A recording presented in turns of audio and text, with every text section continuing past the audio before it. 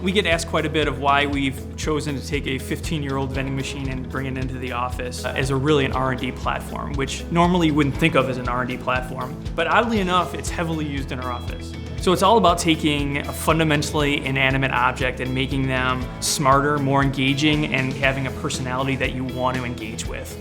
We want to essentially connect devices that are out in the real world. We brought a vending machine in-house, had our developers completely strip it down to its bare bones. We added an Arduino board, added a Raspberry Pi. And that's the brains of Vender itself.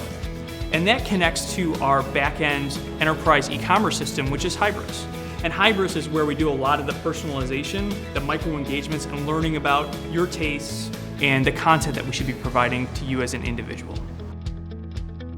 Now we wanted to build a whole user experience around it, using technologies that we see today and the expectations of users today, right? How do you remove that friction of purchasing things, and how can you anticipate what the user's going to want?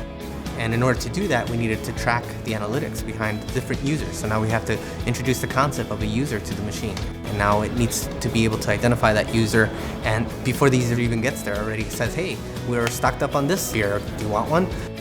So what's next? We've created this R&D platform to be able to test hardware and devices and connectivity and really explore the problems that arise when you do this.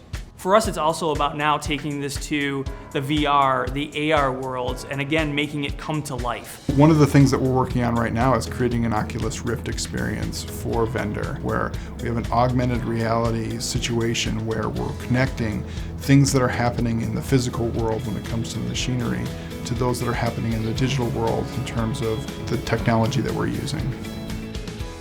The idea is to have different technologies and experiment with this platform to get ideas flowing, to get innovation going throughout the company.